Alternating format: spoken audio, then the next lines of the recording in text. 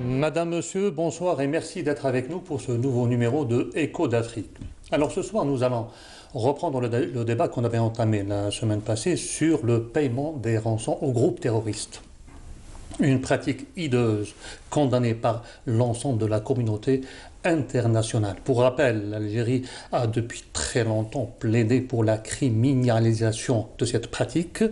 Mais avant de rentrer dans le vif du sujet, permettez-moi d'abord de vous présenter nos invités. Monsieur Azdine Chaaban, rédacteur en chef du service international au journal L'Expression. Bonsoir et merci d'avoir accepté notre invitation. Et Monsieur Tarek Hafiz, journaliste indépendant. Bonsoir. Bonsoir et merci d'avoir accepté notre invitation. Donc je le disais en début d'émission, le recours aux enlèvements contre rançon que pratiquent les terroristes dans certaines régions du globe pour financer leurs actes évidemment illégaux sont une entrave à la paix et à la stabilité de certaines régions et même à leur développement. Monsieur Chaaban, faut-il ou non payer les rançons? Pour rappel, encore une fois, comme je le disais en début d'émission, l'Algérie a de tout temps plaidé pour la criminalisation de cet acte. Bien.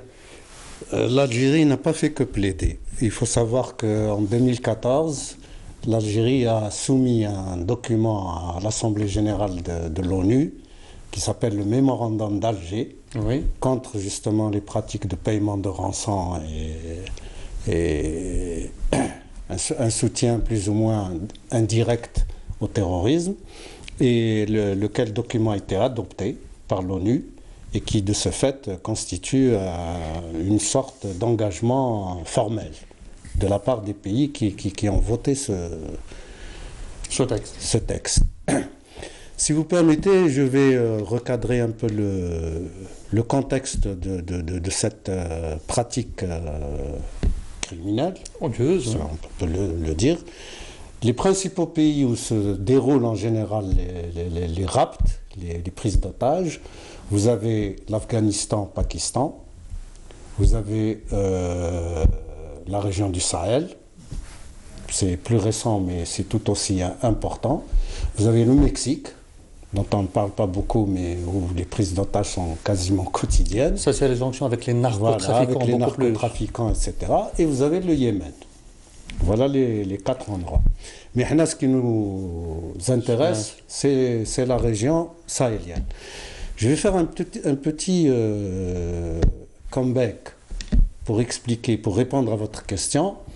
En 85, au Liban, 4 otages français ont été pris par un parti libanais connu, et des négociations ont été engagées, qui ont duré 3 ans. Quand même.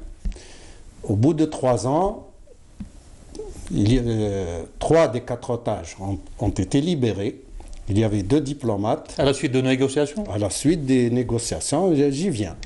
3 des 4 otages, Marcel Cartan, ce sont des diplomates, 2 diplomates, Marcel Cartan et Marcel Fontaine.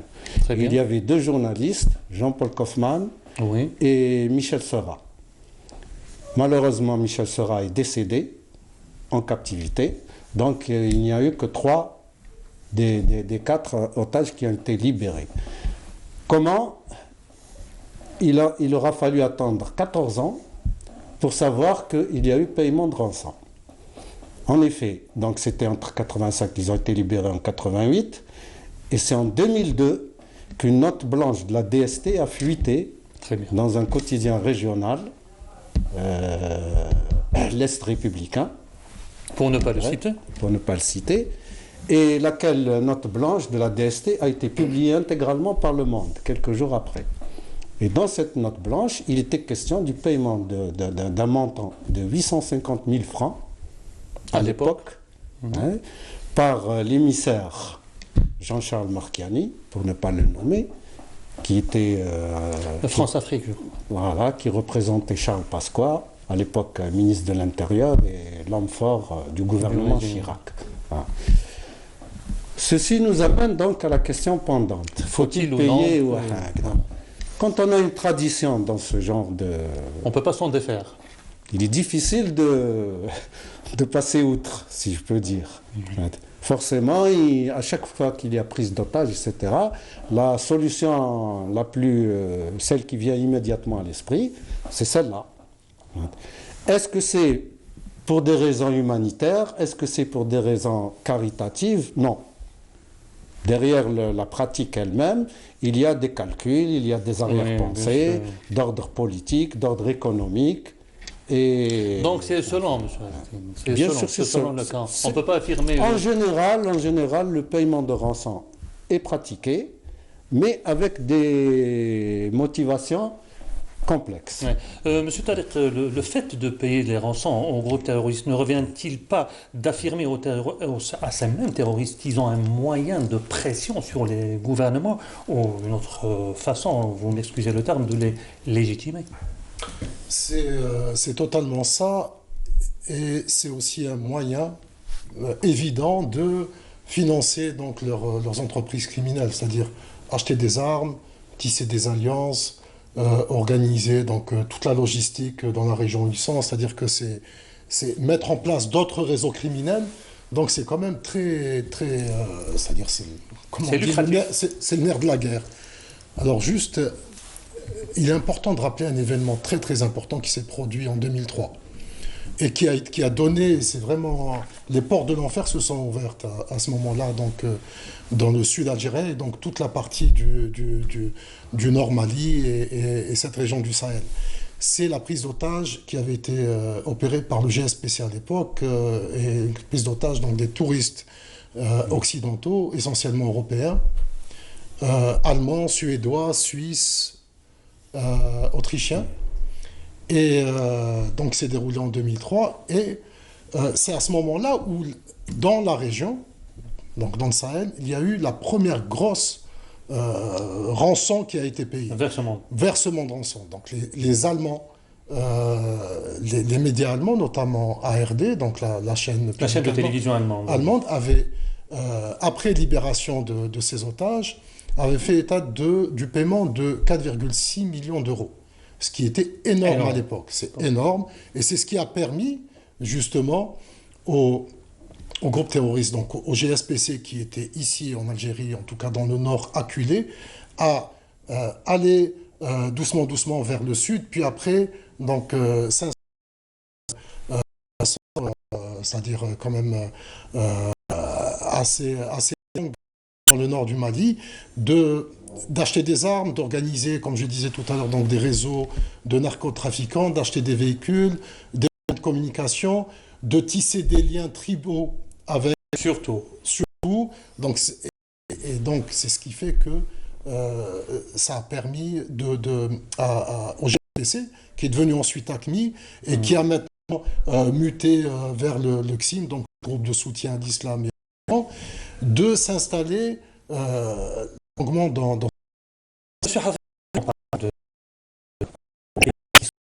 et d'autres noms. Les groupes se trouvent d'une liste. Ils sont pas.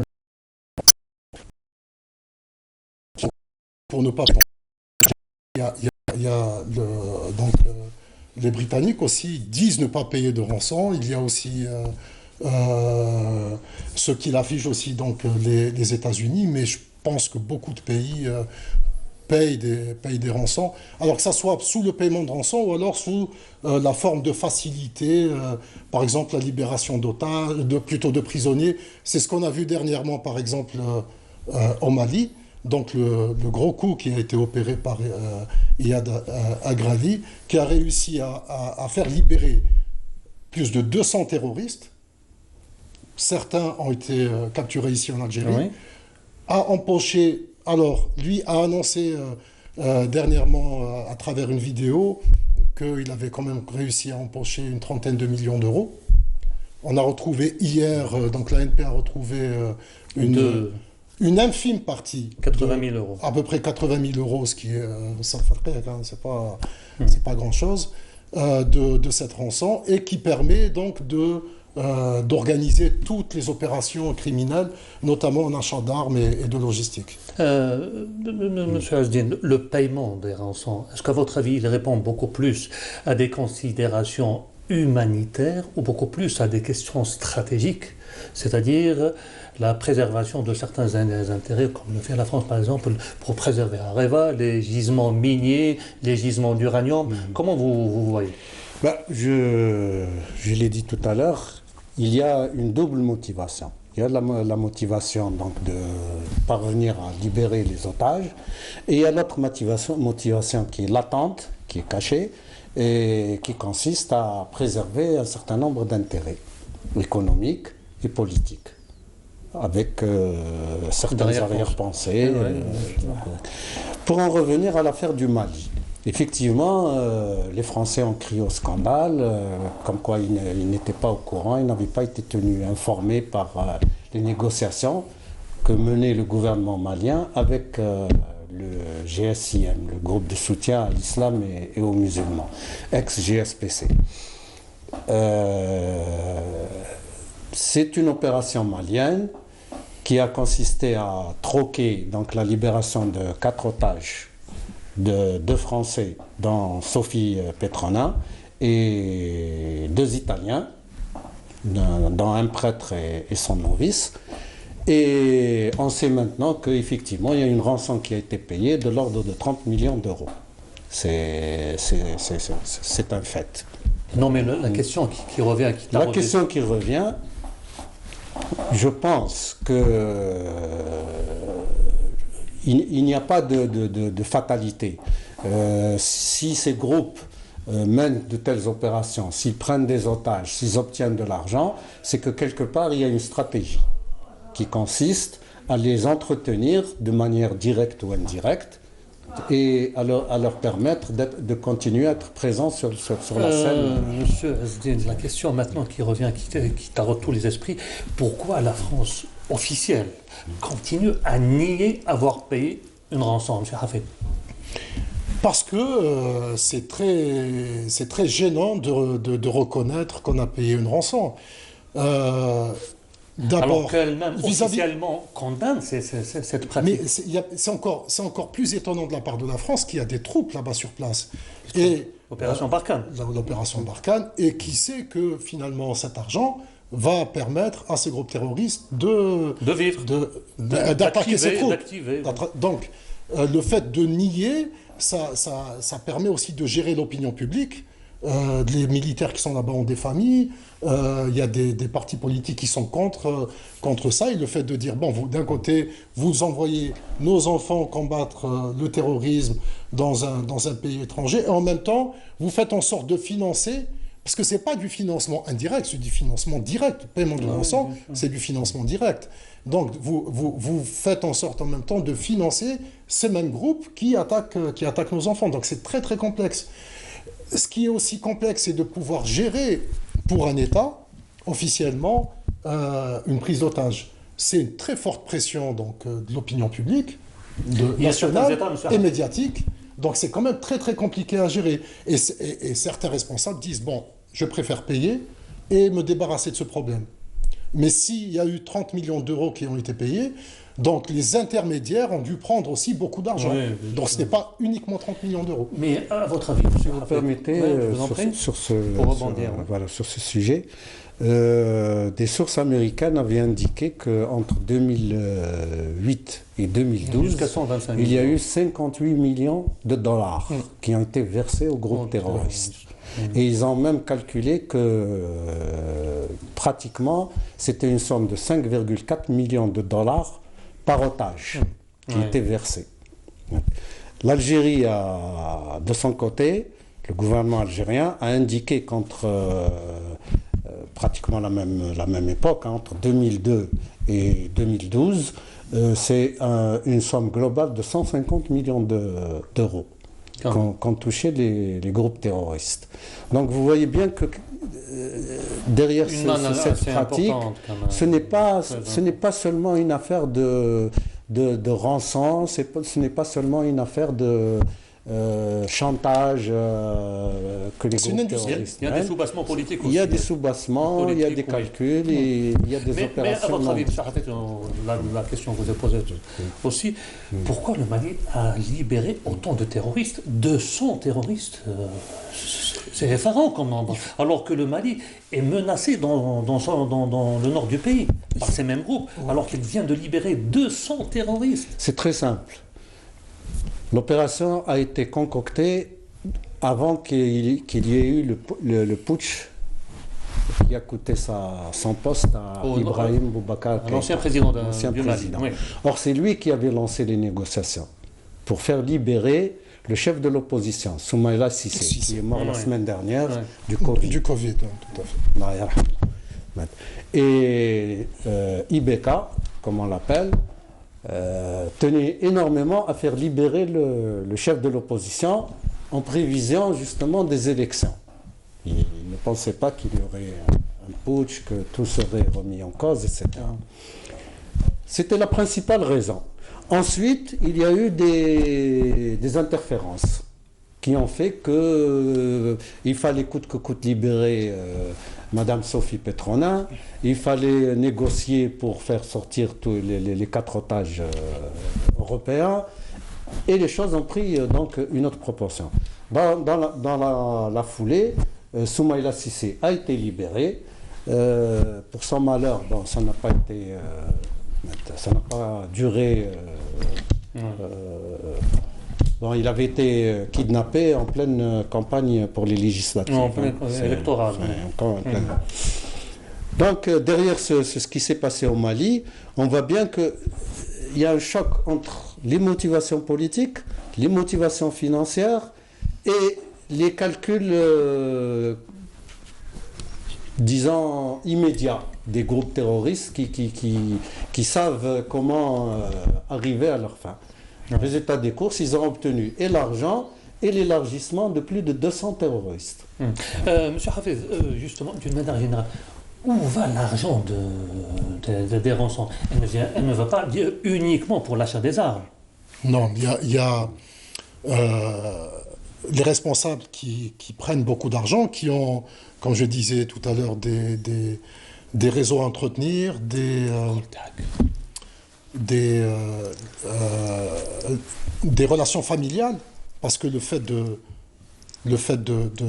s'installer, comme l'avait fait à l'époque Belawar, par exemple, au nord du Mali. Donc il y a eu des relations très fortes avec certains chefs de tribu, à travers des mariages, etc. Donc il faut faire en sorte de partager un peu On revient en fait à la logique tribale. Oui, la logique tribale. Donc ce butin, il y a des responsables qui se sont enrichis. Certains disent par exemple que Belawar a caché son trésor dans des points que lui seul connaît, avec des positions GPS, etc. Donc il faut ensuite partager, parce que dans ces groupes terroristes, donc les membres de ces groupes, il faut faire en sorte de leur donner de l'argent. Il y a une sorte de paye comme ça qu'ils perçoivent de façon assez régulière. Et il faut entretenir, parce que quand on voit ce qui se passe dans le nord du Mali, c'est une situation qui est très très importante, vraiment stratégique, parce que il faut entretenir surtout les réseaux de narcotrafiquants, le réseau qui vient d'Amérique du Sud aussi. Alors, pas uniquement d'Amérique. Premièrement du Maroc, parce que qui est le premier producteur de cannabis au monde, de cannabis dans le monde, le premier producteur. Donc, une des routes principales d'exportation de ce cannabis passe donc par la Mauritanie, donc ensuite le Mali. D'ailleurs, les principaux transporteurs qui sont dans ces 4x4, dans ces go-fast, sont des chauffeurs maliens qui transportent jusqu'au Niger, qui ensuite traversent le Niger, la Libye, le Tchad, le Soudan, etc., qui va jusqu'au Moyen-Orient et en Asie. Donc il faut entretenir tout ça, c'est énormément d'argent. À chaque fois, donc, en fait, c'est une manne qui permet d'entretenir d'autres mannes. Oui. Donc l'immigration clandestine, le narcotrafic, donc qui vient aussi d'Amérique du Sud, etc. Pour compléter ce que dit notre ami, le groupe intergouvernemental contre ces pratiques, qui relève de l'Union africaine, hein, c'est un groupe, avait fait une étude dans laquelle il a identifié 11 filières. 11 groupes terroristes. Non, 11 filières d'activité.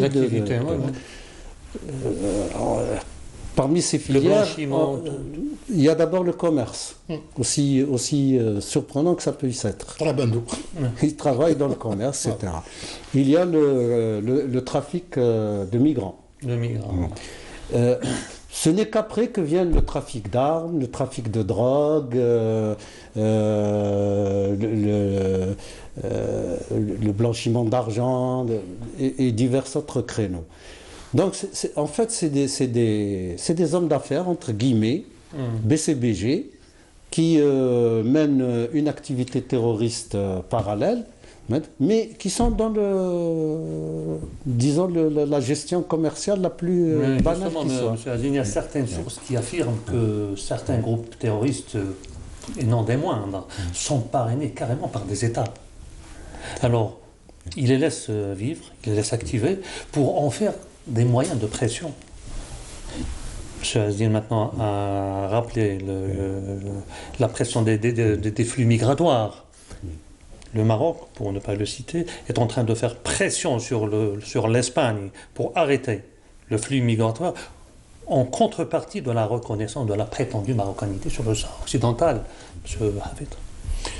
En fait, c'est vrai, on se souvient donc de ce groupe terroriste, le Mujao, qui est apparu un jour comme ça à travers un kidnapping justement qui a eu lieu dans les camps de réfugiés, dans le camp de Raboni, avec le kidnapping de trois occidentaux, donc des Italiens et Espagnols.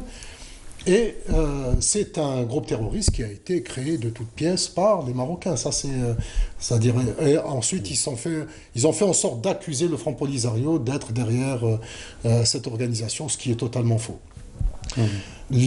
On a vu ce qui s'est passé aussi en Syrie, en Irak avec Daesh, comment des États ont commercé et ont fait en sorte d'entretenir financièrement à travers des activités, bien sûr. On a vu ce qui s'est passé, par exemple, avec Lafarge, avec la Turquie et le pétrole, etc., pour justement utiliser ces groupes comme moyen de pression. Messieurs, une dernière question rapidement. Ne pensez-vous pas que pour endiguer et arrêter en fait ce phénomène criminel, il faudrait quand même dorénavant encourager les pays qui sont dans une instabilité politique, qui sont en proie à des guerres civiles, justement pour avoir plus de force à eux-mêmes se préserver et à endiguer le phénomène terroriste, M. Chaban? Écoutez, la solution de ces problèmes-là, on en parle, on en débat, mais en réalité, personne ne fait grand-chose, hein, parce que ces pays sont livrés à eux-mêmes et la situation risque de perdurer ad vitam aeternam. Parce que la question de fond, si on veut que ces pays profondément traumatisés par les problèmes qu'ils vivent puissent échapper à ces difficultés, il faut une politique d'aide au développement qui soit conséquente, qui soit volontariste, qui soit transparente. Et ça, on en est loin. Et que les pays africains cessent d'être pour une fois des sous-traitants des grandes puissances. Quand on dit maintenant que le Mali a libéré 200 terroristes, en fait, ce n'est pas le Mali qui a libéré 200 terroristes, il n'a fait qu'obéir à des injonctions, M. Hafid. Certainement.